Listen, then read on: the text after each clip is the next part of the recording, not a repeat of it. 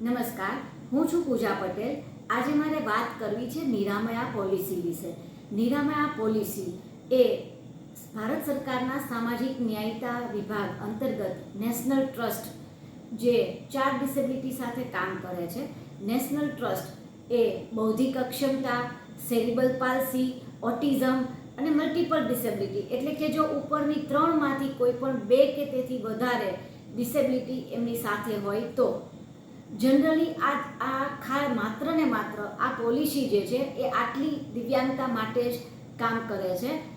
આ એક પ્રકારની જે કહી શકાય કે અમારા 4 ડિસેબિલિટીવાળા બાળકો બૌદ્ધિક અક્ષમતા, સેરિબલ પાલ્સી, ઓટિઝમ અને મલ્ટિપલ ડિસેબિલિટી આ બાળકોના હેલ્થ ઇન્સ્યોરન્સ નીકળતા નથી એટલે કે મેડિક્લેમ મળતો નથી.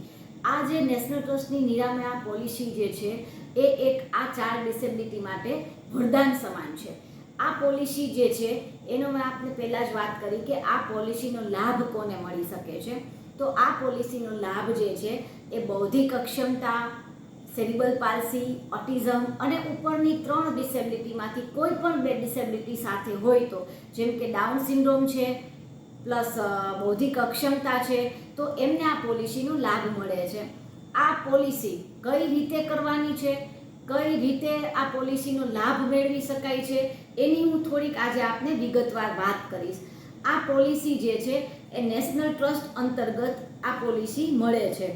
આ પોલિસીનો જે ટેન્યોર જે આ પોલિસી દર વર્ષે રિન્યૂ કરાવવાની હોય છે.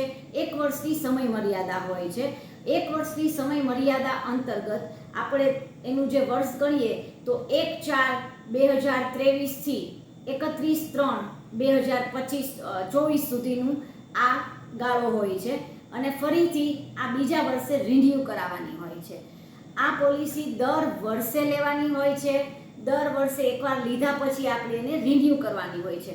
હવે આ પોલિસીનું પ્રીમિયમ જે છે એ પહેલીવાર જો કોઈ જનરલ કેટેગરીમાં બાળકો હોય અને પહેલીવાર એ જો પોલિસી ભરતા હોય તો એમનો ચાર્જ જે છે એ 500 રૂપિયા છે અને બીપીએલ કેટેગરીમાં આવતા બેનિફિશરી માટે 250 રૂપિયા છે પહેલીવાર અને પછી દર વર્ષે રિન્યૂ ચાર્જ જે છે એ જનરલ કેટેગરી માટે 250 રૂપિયા છે અને બીપીએલ કેટેગરી માટે 50 રૂપિયા છે.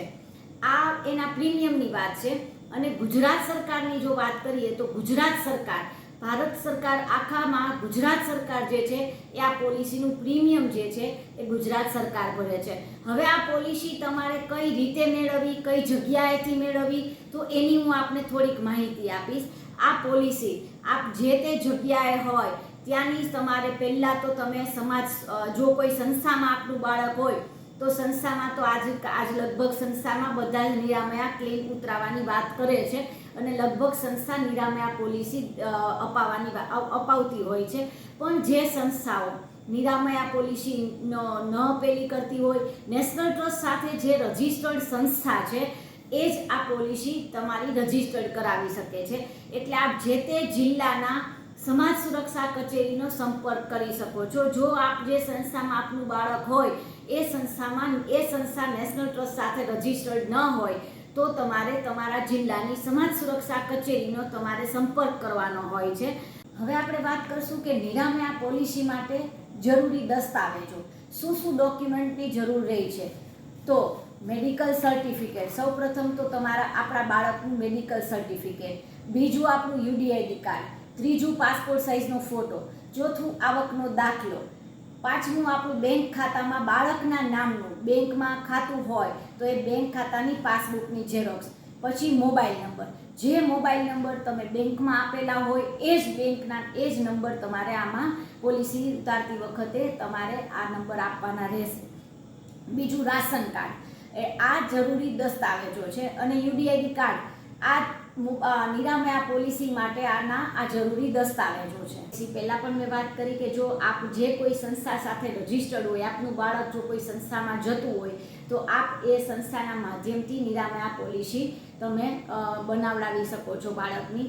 અને જો આપની આસપાસ કોઈ પણ જો આવી કાંઈ સુવિધા ન હોય, આપનું બાળક કોઈ સંસ્થામાં ન જતું હોય પણ આ 4 ડિસેબિલિટીથી સફર કરતું હોય, તો આપ પોતે આપની જાતે પણ આપના બાળક માટે આપ પ્રીમિયમ ભરી શકો છો, આ પોલિસી મેળવી શકો છો.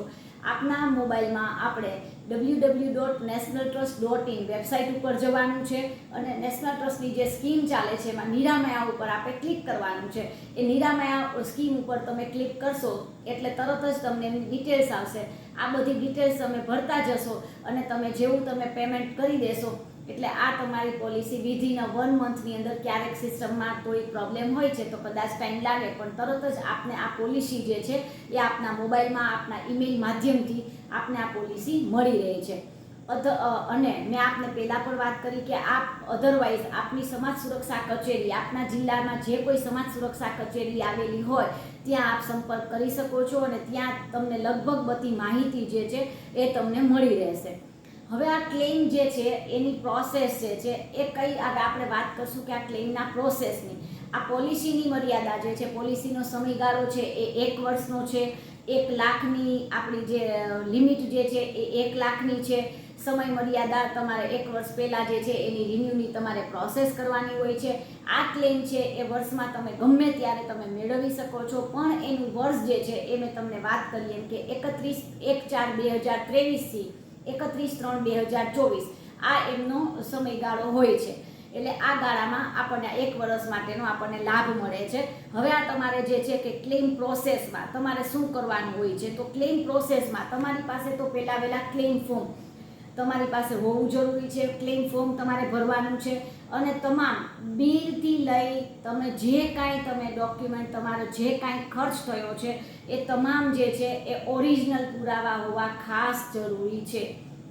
તમારે જો ડૉક્ટરનું પ્રિસ્ક્રિપ્શન ઉપર લખેલું હોય કે ફિઝિયોથેરાપી, ઓક્યુપેશનલ થેરાપી અને જે ડૉક્ટરનો ચાર્જ લખેલો હોય તો આના પેટે પણ આ અમુક રકમ ફાળવેલી છે.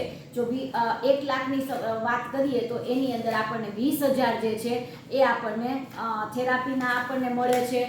હોસ્પિટલમાં જો બાળક દાખલ થાય તો આપણને 55,000 સુધીનો આપણને મેડિકલ સહાય મળે છે. એમાં જો સર્જરી હોય તો મળવાપાત્ર રકમ છે એ 40,000 છે. જો માત્ર દાખલ થયા હોય અને સર્જરી ન થઈ હોય તો 15,000ની લિમિટ છે. ઓપીડી પેટે જો તમે ઓપીડીમાં તમે આપણે જે કહીએ કે ડૉક્ટરને બતાડતા હોય તો દવા પેટે મળવાપાત્ર રકમ જે છે એ 15,000 છે. દાંતને લગતી સારવારના 4,000 રૂપિયા છે. ઓક્યુપેશનલ થેરાપી, ફિઝિયોથેરાપી પેટે આપણને 20,000 મળે છે. આયુર્વેદિક દવા પેટે આપણને 4,000 મળે છે અને ટ્રાન્સપોર્ટેશન માટે આપણને 2,000 મળે છે. એમ આ પોલિસીની જે લિમિટ જે છે એ 1 લાખની છે. આ 1 લાખની રકમની લિમિટની અંદર આપને જો કંઈ ખર્ચ થયો હોય તો એ ખર્ચના તમારે ક્લેમ માટે ઓરિજિનલ ડોક્યુમેન્ટ તમારે મોકલવાના હોય છે. તમામ પુરાવા જે છે એ ઓરિજિનલ હોય છે. નિરામયા હેલ્થ કાર્ડ, તમારી જો સર્જરી થઈ હોય, તમે મેડિકલમાં દવા લીધી હોય કે ડૉક્ટરને દવા તમે બતાવવા ગયા હોય કે ટ્રાન્સપોર્ટેશનનો તમારે 200-500 રૂપિયાનો ખર્ચ થયો હોય, એ જે કાંઈ વસ્તુ હોય એ તમારે ઓરિજિનલ પુરાવા તમારે મોકલવાના હોય છે. આ હતા જરૂરી તમારા ડોક્યુમેન્ટ. હેલ્થને રિલેટેડ, આપના ક્લેમ રિલેટેડ આપને જો કાંઈ પણ વાત કરવી હોય કે આપનો ક્લેમ ક્યાં પહોંચ્યો છે, ઘણી વખત આપનો ક્લેમ પ્રોપર પાસ થતો ન હોય, આપણે કંઈ ઇન્ક્વાયરી હોય, આપણે સમય મર્યાદાની અંદર આપણને પૈસા આપણા ન આવ્યા હોય, ક્લેમ પાસ ન થયો હોય, તો એમાં આપ અહીંયા ઓરિએન્ટલ ઇન્સ્યોરન્સ કંપનીનું એક મેઇલ છે એ હું આપને અહીંયા બોલું છું. એ મેઇલ ઉપર આપ તરત જ આપ મેઇલ કરી અને આપણા ક્લેમની જે વિગત જે છે એ મેઇલ ઉપર આપ મોકલી શકો છો. મિસ્ટર મુકેશ ગોલ, mukesh.gol@orientalinsurance.co.in આ ઈમેલ આઈડી છે. મેં આપને આપેલા નંબર પણ આપને બતાડ્યા. એ નંબર ઉપર પણ આપ કોન્ટેક્ટ કરી શકો છો. મિત્રો, આ નિરામયા પોલિસી જે છે એ આ બાળકો માટે વરદાનરૂપ છે. આ પોલિસી જે છે એ ખૂબ, કારણ કે આપણા આ 4 કેટેગરીવાળા બાળકોના કોઈ પણ મેડિક્લેમ કોઈ પણ કંપની મેડિક્લેમ આપતી નથી. આ નિરામે આ પોલિસી જે છે એ ભારત સરકારના સામાજિક ન્યાયિતા અધિકારિતા વિભાગ અંતર્ગત નેશનલ ટ્રસ્ટ એક્ટ હેઠળ ચલાવવામાં આવે છે. આ વિડીયોને વધુમાં વધુ આપ શેર કરજો અને આ 4 ડિસેબિલિટીવાળા બાળકો જો આપની આસપાસ હોય કે આપ એને આ વિડીયોની મારફતથી એમને જાણ કરી શકો છો અને એને તમે મદદ કરી શકો છો. Thank you. હું છું પૂજા પટેલ.